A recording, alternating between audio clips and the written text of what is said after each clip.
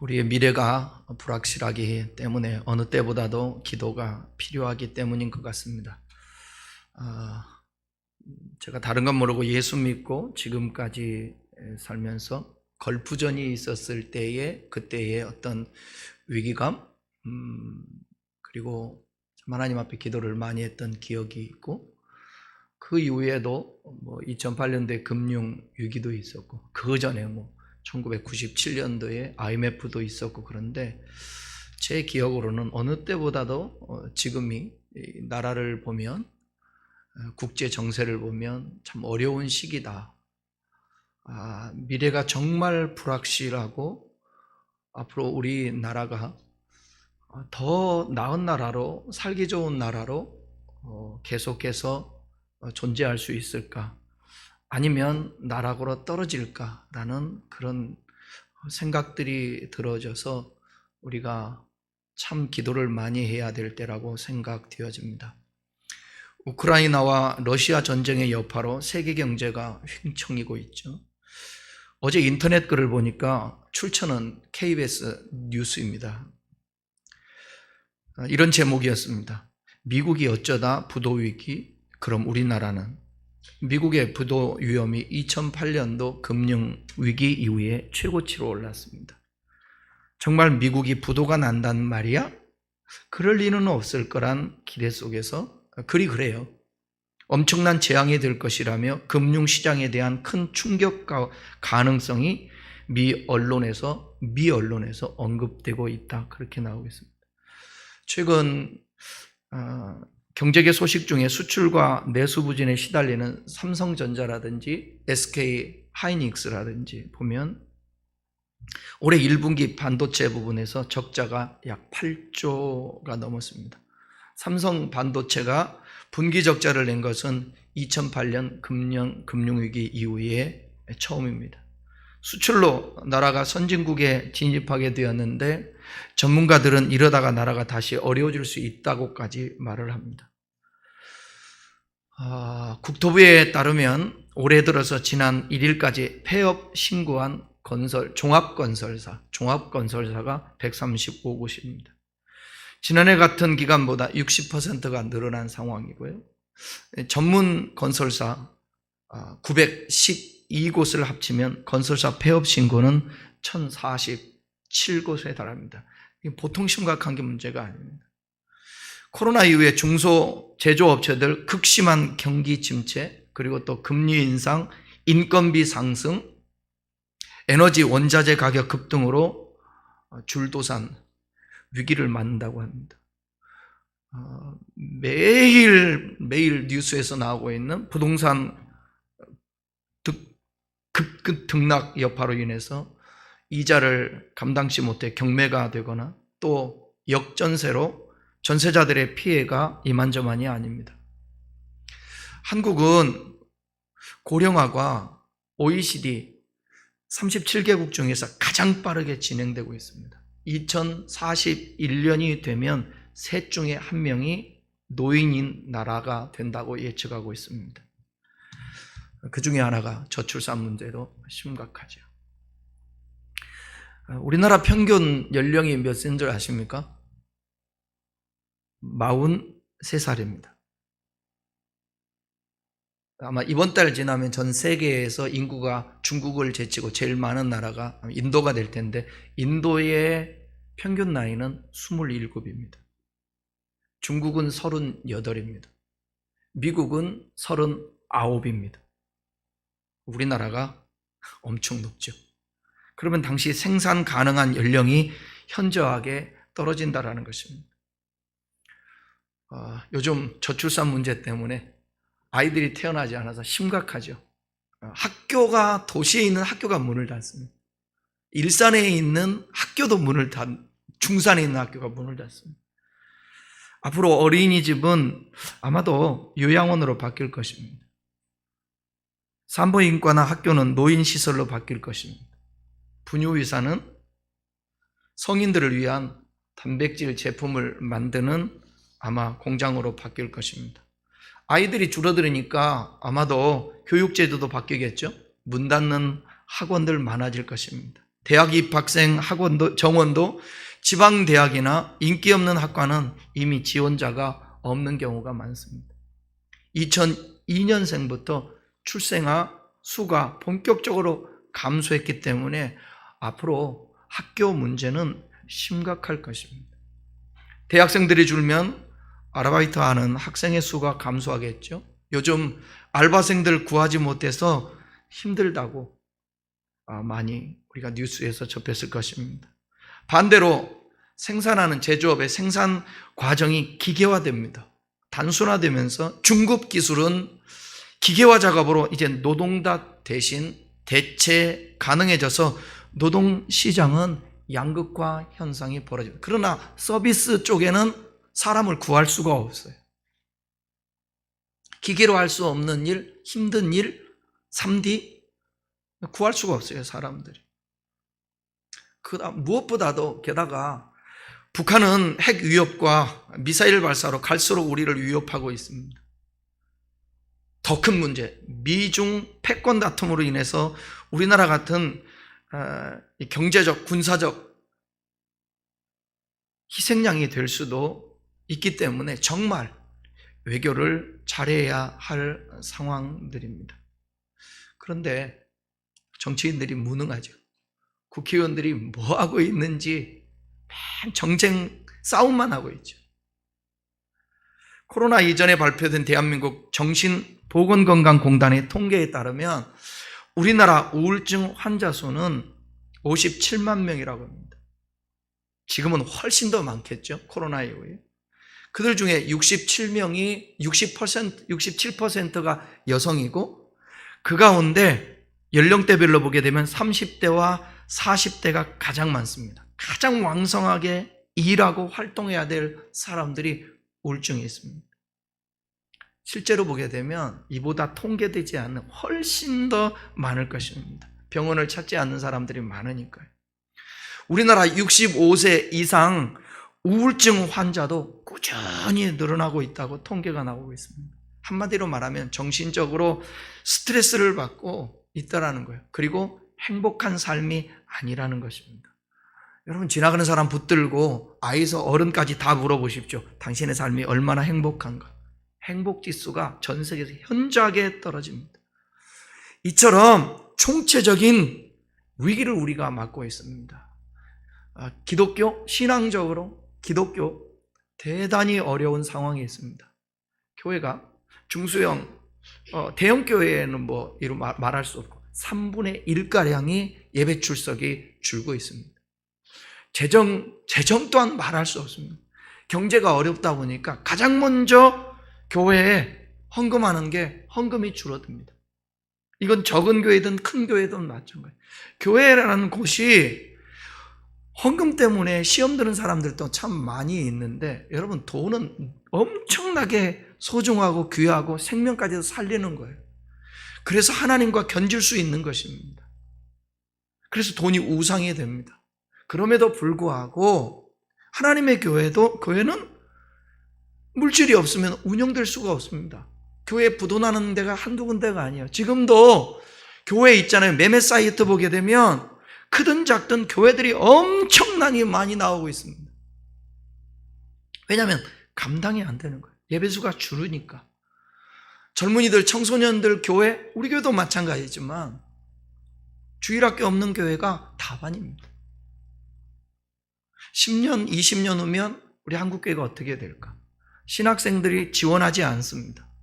지금 교역자 수급하기가 하늘에서 별 따기예요. 모셔와야 됩니다. 왜냐? 부교육자들도 먹고 살아야 되는데 교회에서 사례비 여러분 최소 생계비도 안 되게 준단 말이에요. 조금 주면 200-300 준다는, 그 200-300으로 못 사는 거예요. 살 수가 없습니다. 차라리 직장생활 하겠다라는, 그리고 파트타임으로 토요일과 주일만 교회 나가서 사역하겠다라는 거예요. 전임 사역자들을 큰 교단이나 적은 교단이나 구할 수가 없어요. 우리 교단 같은 경우도 교육자 수급이 안 돼서 평신도들을 2년 동안 통신으로라도 교육해서 교회에서 사역자로 세우려고 하고 있습니다. 전 세계의 우리나라가 선교사들을 두 번째로 많이 파송한 나라 아닙니까? 아마 국가적으로 보게 되면, 장소적으로 보게 되면 세계에서 가장 많은 국가에 파송한 나라일 것입니다. 그런데 한국 교회가 쇠퇴하다 보니까 우리 교회에서도 선교하는, 어떤 일이 있어도 우리 교회가 문 닫기 전에 선교사들에게 그 비를, 지원을 끊지 않아야 되겠다라는 그 소신을 갖고 목회하고 있습니다만, 선교사님들이 너무너무 힘들어하고 있습니다. 다시 돌아오고 있는 사람, 왜? 생활이 안 되니까, 지원이 안 되니까 그런 상황에 있습니다. 예배는 점점 줄어들고 있습니다. 새벽기도 안 합니다. 수예배 안 드립니다. 심야기도회 안 합니다. 오후 예배도 없어집니다. 주일 한 번. 왜? 안 나오니까. 목회자도 한계가 있지 않습니까? 기도 안 합니다. 기도원에 여러분 불 꺼진 지 오래됐습니다. 찾아다니질 않습니다. 헌신하는 자들이 점점점 줄어들고 있습니다. 젊은 우리 친구들은 헌신하는 것에 대해서 아예 생각이 없는 친구들이 많습니다. 왜? 교회에 헌신한들 무슨 소용이 있어? 목회자 잘 되라고? 어쩌다 이렇게 됐는지 모르겠어요. 대형교회는 적은 교회들과 공생해서 함께 살아서 한국교회의 미래를 걱정해야 되는데 전혀 그냥 자기 세대에 한번 목회하고 끝날 것 같이 합니다. 영적으로 깨어있다고 한다면 뭐 문제가 있습니까? 환경이야 다 하나님이 주관하시고 역사하면 되는 것이지. 이런 총체적인 난국이 기도하면서 묵상하면서 생각이 되지니까 함께 기도하면서 정말 지금은 깨어 있어야 될다라는 생각이 드는 거예요. 마치 아사 왕이 구스 사람 세레가 그 1000만 대군을 데리고 쳐들어올 때에 나라가 좁고 군사도 없고 어떻게 해야 되지 못했을 때, 그러나 인간적으로 전쟁을 준비해야 되겠죠.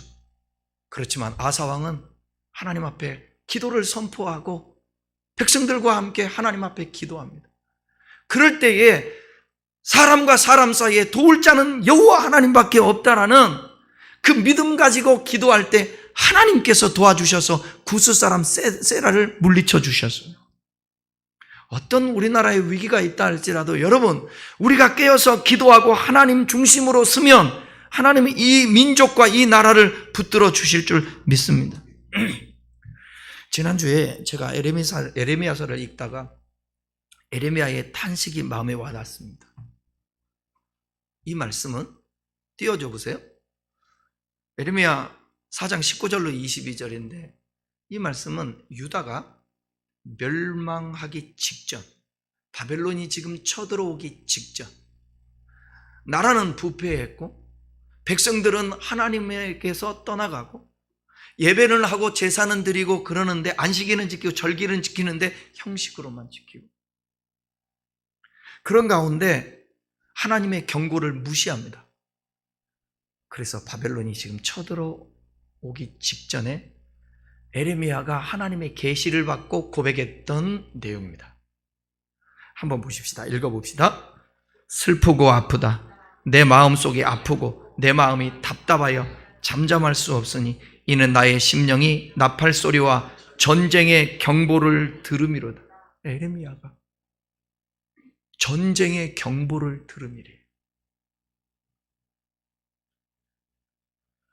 20절부터 패망이 연속하여 온 땅이 탈취를 당하니 나의 장막과 휘장은 갑자기 파멸되도다.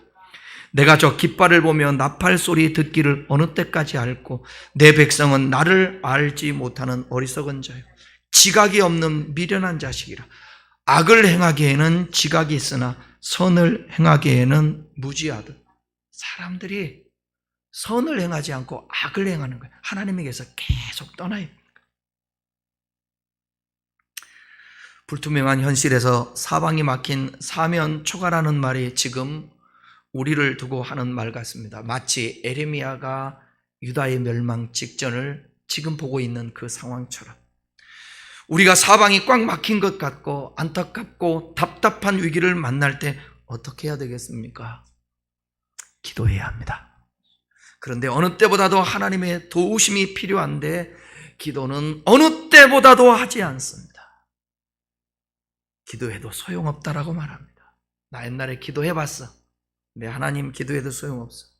사람들이 시간이 없다고 핑계를 댑니다. 피곤한데 어떻게 기도하냐고. 다양한 이유가 있습니다. 그러나 지금은 사랑하는 여러분, 기도할 때입니다. 성경을 보면 이스라엘 백성들이 위기를 만날 때마다 하나님 앞에 기도함으로 회복되는 역사를 경험했습니다. 우리 민족은 외세의 침입과 전쟁, 가난 속에서도 하나님께서 여기까지 인도하셨습니다. 복음이 이 땅에 전해지게 하시고 이제는 전 세계에 선교사님을 파송하는 나라, 마지막 때까지 이 복음의 사명을 감당할 수 있도록 하나님이 이 나라를 붙들어 주시고 도와주시고 흥왕케 하시고 교회가 더 다시 한번 일어서는 역사가 있었으면 좋겠습니다. 우리가 하나님을 의지하고 기도할 때입니다. 오늘 말씀을 통하여 우리의 기도가 회복되었으면 좋겠습니다. 출애굽기, 오늘 본문이 있는 출애굽기 17장은 출애굽한 이스라엘 백성들이 가나안을 향하여 가고 있는 과정 중에 르비딤이라는 곳에서 거기에서 일어났던 사건을 기록한 내용입니다.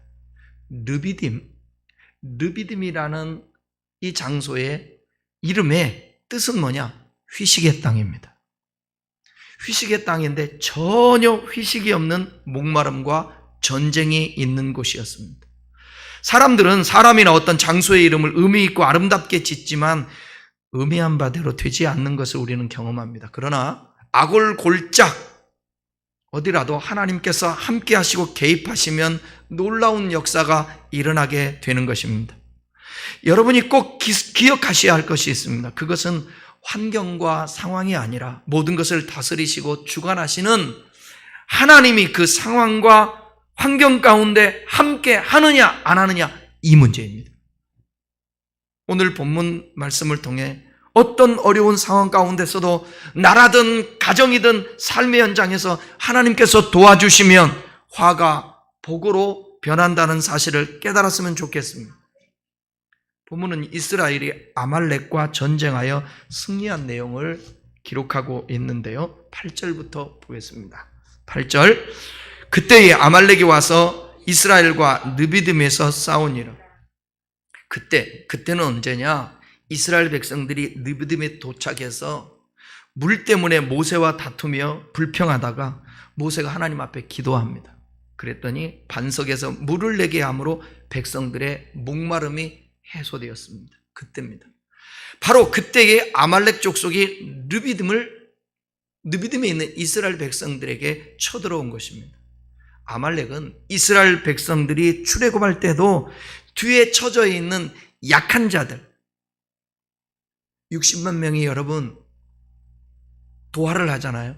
그때 힘이 없어 뒤에서 처지고 있었던 사람들, 그 사람들을 약탈했던, 쳤던 족속이 바로 이 아말렉 족속이에요. 그들은 하나님을 신명기에 보게 되면 하나님을 두려워하지 않는 자라고 그렇게 말하고 있습니다. 아말렉은 이스라엘의 조상인 야곱의 형이 누구죠? 에서의 후손입니다. 창세기 36장에 보면 에서의 족보에 나오는데 그 후손 중에 아말렉이 태어난 거예요. 아말렉은 시나이 반도에서 유목하면서 상인이나 나그네들을 약탈하는 족속이었습니다. 르비딤에서 안 좋은 사건이 2번이나 등장하는데, 그런데 이곳에 하나님께서 가라고 명령하신 곳이에요. 이스라엘 백성들이 모세가 알아서 간 곳이 아닙니다. 하나님이 가라고 해서 간 곳입니다. 17장 1절 한번 읽어볼까요? 이스라엘 자손의 온 회중이 여호와의 명령대로 신광야에서 떠나 그 노정대로 행하여 르비딤의 장막을 쳤으나 백성이 마실 물이 없. 하나님이 명하신 거예요. 하나님이 가라고 한 거예요. 여러분, 하나님이 명령하신 길을 가도 어려움을 당할 수 있다는 거 기억하셔야 합니다. 누가복음 9장에서 보게 되면 예수님께서는 호수 건너편으로 가자 그러면서 배를 탔습니다. 주님이 가자고 한 배예요. 길이에요. 거기에 배를 탔는데 배의 풍랑을 만납니다. 주님의 명령에 순종했다고 해서 좋은 일만 있는 거 아니에요. 분명한 것은 뭐냐? 무슨 일을 만나도 그 상황에서 믿음으로 반응하라는 거예요. 하나님을 신뢰하라는 거예요. 풍랑을 만나도 주님이 해결해 주셨고, 느비딤에서 물이 없을 때나 아말렉과의 전쟁에서도 승리하게 해 주셨다는 거예요.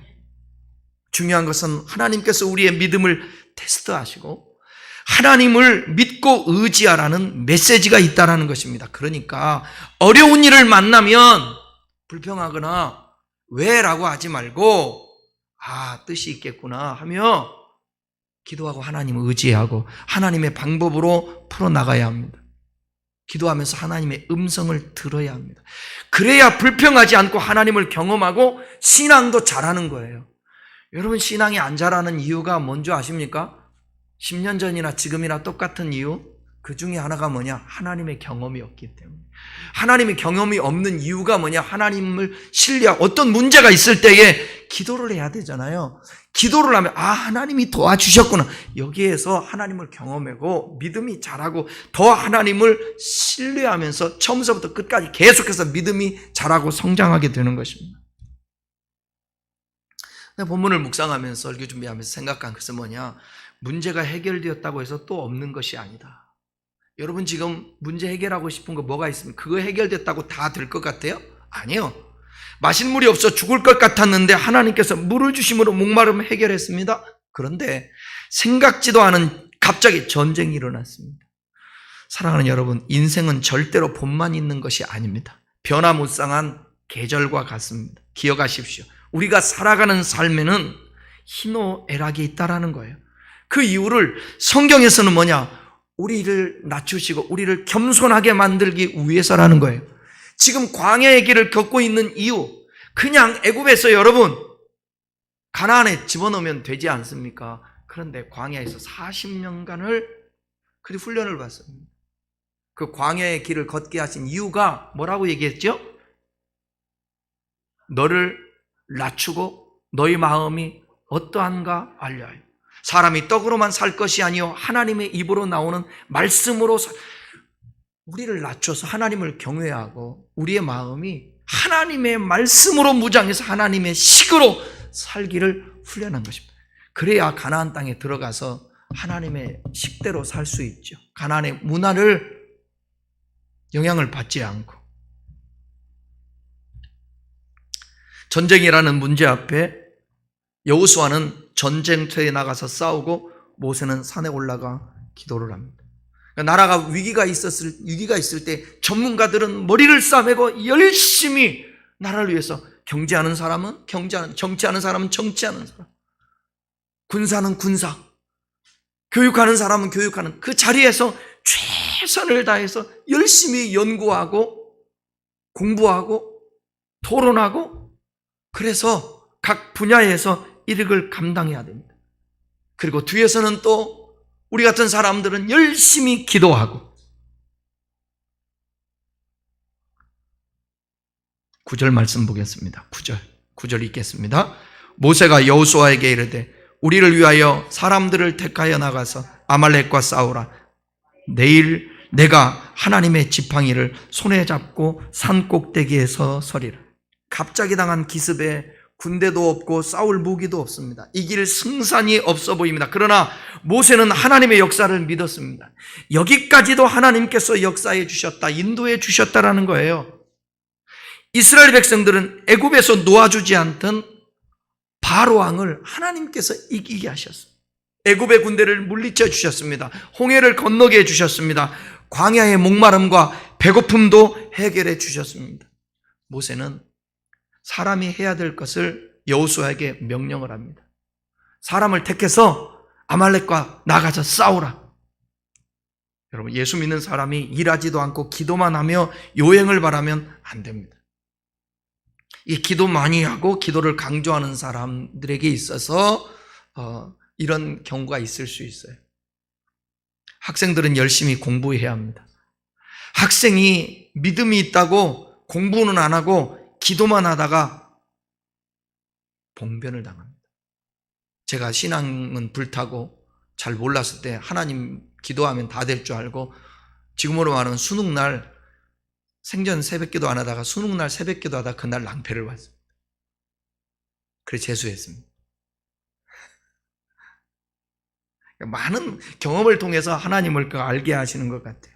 여러분, 최건능 목사님 애화 아십니까? 불의 종, 능력의 종입니다. 신학교에 갔습니다. 시험 볼 중간고사, 기말고사 때 시험 볼 때가 됐는데 무슨 공부야, 기도해야지. 산에 올라가서 기도하고 내려와서 시험 봤는데 하얀 건 종이, 검정건 글씨, 유명한 말 뭐라고 한 줄 아십니까? 하나님도 시험에 쩔쩔맨다 그랬어요. 여러분, 기도만 해서 되는 게 아니고 여러분들이 해야 될 것을 해야 되는 거예요.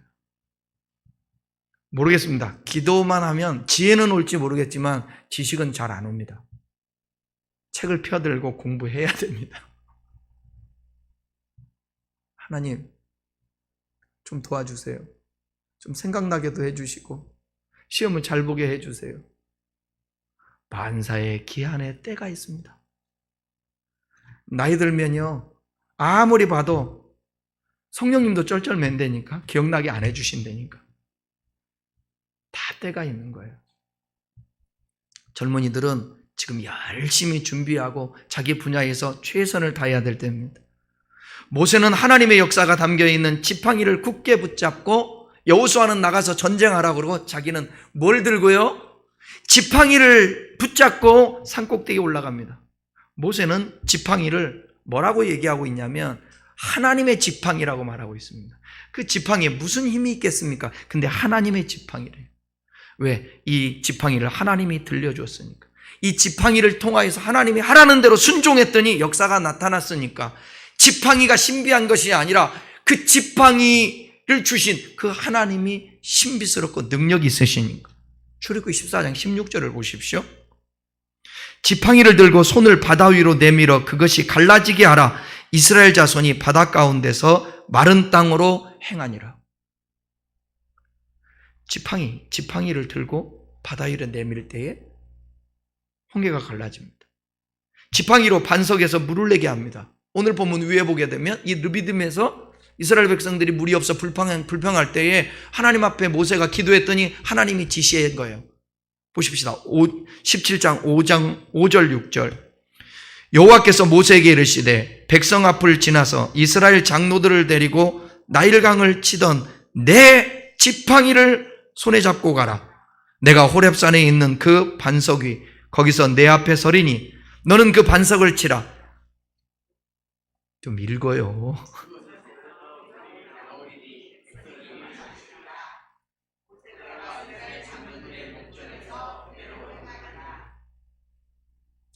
지팡이를 잡고 가라는 거예요. 나일강을 치던 네 지팡이. 모세는 지팡이를 잡고 산에 가서 지난 시간 속에서 역사하셨던 하나님을 기억하며 기도하였습니다. 80세의 나이입니다. 80세가 넘는 나이에 평지에서 기도해도 되지만 모세는 산꼭대기에 올라가 기도를 합니다. 얼마나 힘들었겠습니까? 기도는요, 힘든 것입니다. 기도는 힘든 것입니다. 대천덕 신부님이 세운 태백에 있는 예수원이라는 곳에 예배당에는 이렇게 문구가 쓰여 있습니다. 기도는 노동이다. 기도는 쉬운 게 아니에요. 예수님께서도 한적한 곳이나 겟세마네 동산에 가셔서 기도했습니다. 여러분, 있는 곳에서 기도하고 무시로 기도하는 것도 중요하지만 장소를 구별하여 교회나 기도원에 가서 특별한 집회에서 기도하는 것 중요한 것입니다. 그래서 한 달에 한 번이라도 심야 기도를 하자는 거예요. 수예배가 있는 것이고 오후 예배가 있는 것이고 새벽 기도가 그래서 있는 것입니다. 저는 청년의 때에 산속에서 추위에 떨며 기도했던 것을 잊을 수가 없습니다.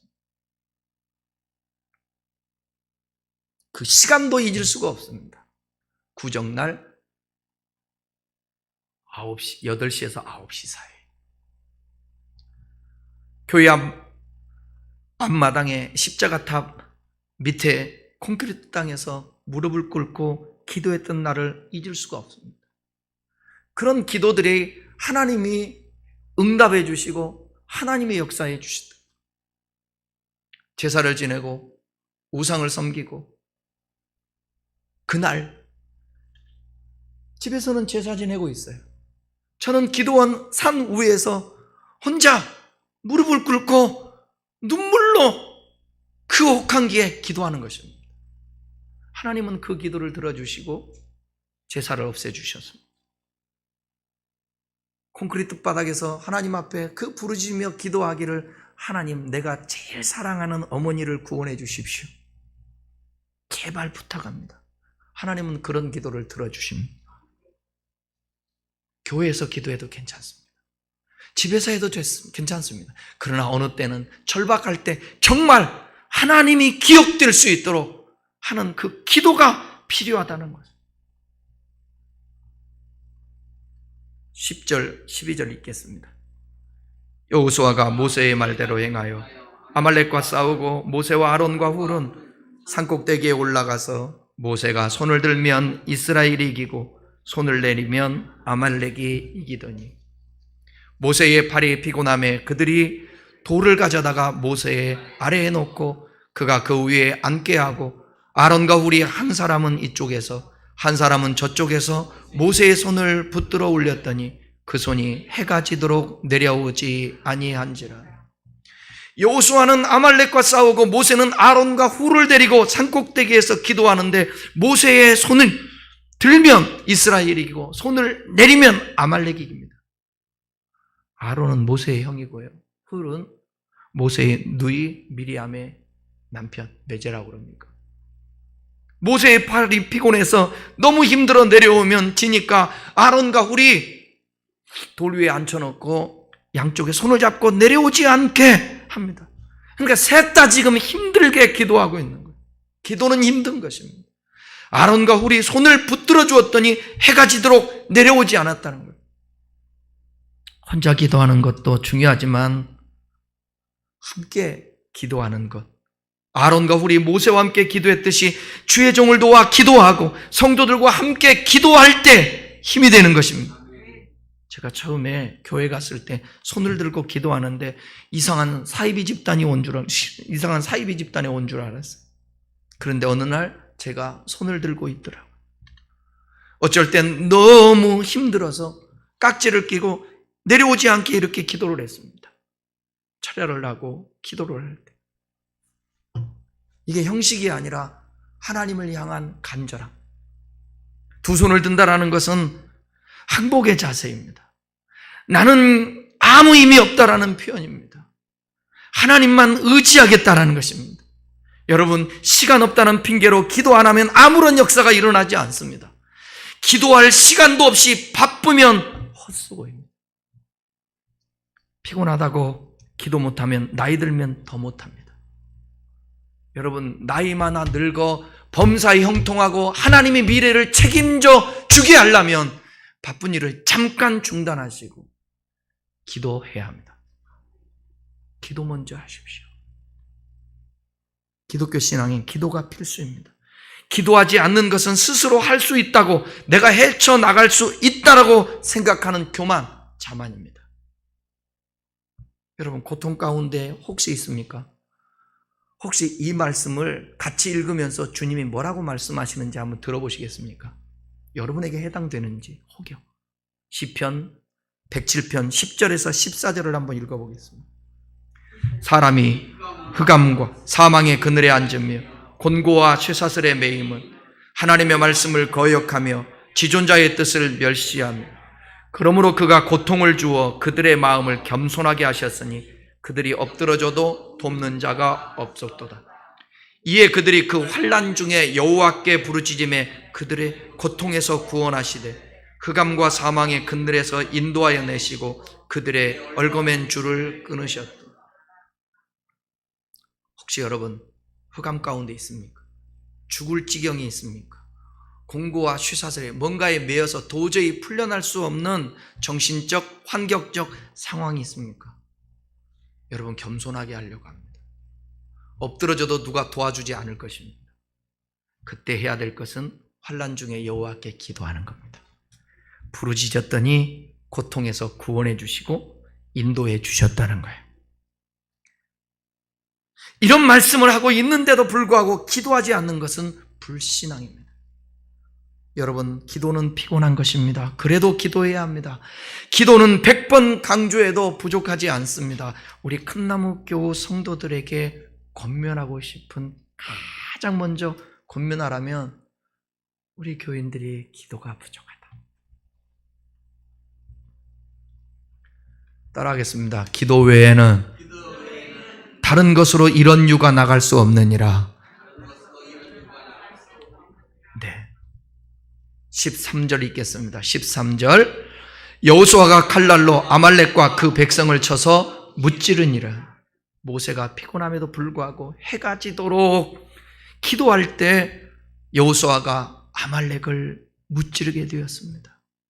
여호수아의 칼날의 힘은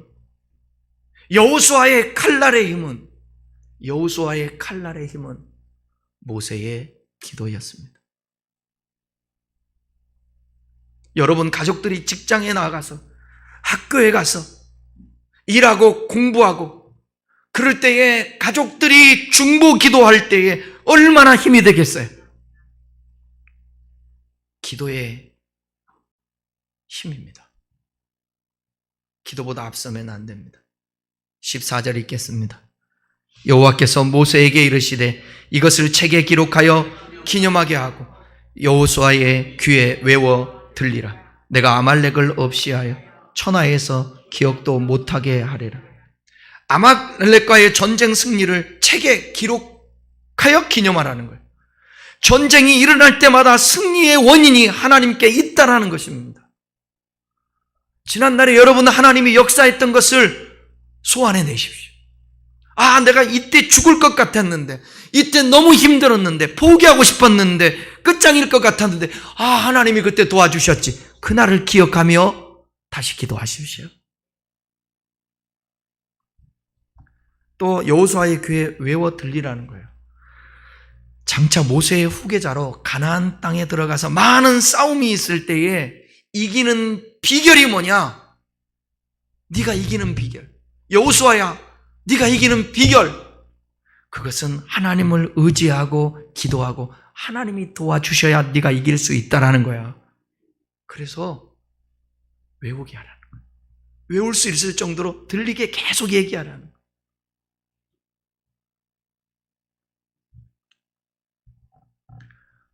지난날에 하나님의 역사에 경험이 없으면 이제부터라도, 오늘부터라도 기도해서 낱낱이 기도 제목을 놓고 기록하고 하나님의 응답을 또 기록해서 그것이 여러분들에게 있어서 나중에 또 어려운 문제 닥칠 때에 추억하며 그것을 소환해내서 기도로 삼는 그런 역사. 오늘 이 말씀이 여러분의 귀에 외워지기를 바랍니다. 아, 기도해야지. 기도하면 아말렉을 이기게 하시고, 기도하면 르비딤에서 물을 주시는 하나님. 15절 16절 읽겠습니다. 모세가 제단을 쌓고 그 이름을 여호와 니시라 하고 이르되 여호와께서 맹세하기를 여호와가 아말렉과 더불어 대대로 싸우리라 하셨다 하였더라. 여호와 니시란, 여호와는 나의 군기, 군의 기, 깃발이시다, 그런 뜻을 갖고 있습니다. 승리라는 뜻도 갖고 있죠. 전쟁에서 이긴 승리. 여호와는 나의 군기시다라고 말한 것은 우리 군대, 곧 이스라엘의 군대는 여호와가 대장 되시며 그를 의지하여 싸우는 군대이다라고 선포한 것입니다. 그러니까 모세의 신앙 고백이에요. 아말렉을 물리치고 이 전쟁에서 승리하게 한 것은 제단을 쌓으면서 고백을 하는 거예요. 여호와 니시, 하나님이 하셨다. 나는 여러분들이 내일의 고백이 여호와 니시 되기를 바랍니다. 다음 달도 여호와 니시, 내년에도 여호와 니시, 이 나라 이 민족의 지금까지 어려운 순간마다 여호와 니시를 경험하게 하신 그 하나님이 이 총체적 위기 가운데서도 여호와 니시라고 우리가 고백하면서 하나님 앞에 예배할 수 있도록 우리 함께 기도합시다. 아말렉과의 싸움에서 승리할 수 있었던 것, 전적인 하나님의 능력에 의해 있음을 우리가 고백하는 것입니다. 동시에 이 전능하신 승리의 하나님이 앞으로도 계속하여 이스라엘의 군대가 될 것이다. 대장이 될 것이다. 이 고백처럼 여러분의 삶에 영적 싸움이든 환경과의 싸움이든 나와의 싸움이든 그 속에서 승리할 수 있도록 여호와 니시의 역사가 있었으면 좋겠습니다. 시편 20편 5절을 한번 보십시오. 읽어보겠습니다. 우리가 너의 승리로 말미암아 계가를 부르며 우리 하나님의 이름으로 우리의 깃발을 세우리니, 니시 아닙니까? 세우리니 여호와께서 내 모든 기도를 이루어 주시기를 원하노라. 승리할 수 있도록 기도하면 주님이 이루어 주실 것입니다. 결론입니다. 지금은 어느 때보다도 기도할 때입니다. 여러분, 교회를 위해 두 손을 드십시오. 나라를 위해서 모세처럼 두 손을 드십시오. 여러분의 가정과 직장을 위해서 두 손을 드십시오. 내가 속해 있는 직장은 원망하거나 불평하거나 탓할 곳이 아니라 내가 그곳에서 아름다운 곳으로 황무지에서 장미꽃을 피듯이 사막에 길을 내듯이 여러분을 통해서 여러분의 직장과 사업장이 살아날 수 있다면 얼마나 좋겠어요. 그 기도하는 것입니다. 가정을 위해 꼭 기도하십시오. 다음에 자녀들의 다음 세대를 위해서 기도하십시오. 빨리 우리 자녀들이 주님 앞에 돌아오기를 간절히 기도하십시오. 부모님들이 돌아올 수 있도록 기도하십시오. 아무리 시간이 없어도, 아무리 피곤해도 기도해야 합니다. 여러분, 교회 나오다가 시험에 든 사람들이 있어요. 아무것도 아닌 것인데 자기의 생각에 오해로 단어 한마디로, 문장 한마디로, 설교 한번 들으면서, 아니면 사람들이 한 말 때문에, 분위기 때문에, 아니면 자기 생각에 하나님이 살아계시면 이럴 수 있어? 시험에 들 수 있습니다. 그건 다른 것으로 풀 수가 있는 것이 아닙니다. 말한다고 되는 것이 아닙니다. 하나님 앞에 기도해야 합니다. 그래서 저도 기도합니다. 여러분 주변에 시험 든 사람이 있거든. 기도해야 되고, 여러분의 가정이 회복되기를 기도해야 되고, 무엇보다도 여러분 물질적으로 어려운 시기들 아닙니까? 하나님 앞에 기도할 때에 주님께서 필요를 공급해 주시기도 하십니다. 아무리 시간이 없어도, 아무리 피곤해도 기도할 수 있기를 바랍니다. 그래야 하나님의 역사를 경험합니다. 예배에 열심을 내십시오. 사모함을 가지십시오. 간절함을 가지십시오. 뜨거움을 가지십시오. 하나님은 살아 계십니다. 하나님은 오늘도 혼돈하고 공허하며 흑암이 깊은 위에 있는 우리의 환경에 성령께서 운행하고 계십니다. 그러니까 믿고 우리 모두 다 기도의 사람으로 한번 결단하는 저와 여러분 됐으면 좋겠습니다. 함께 기도하겠습니다.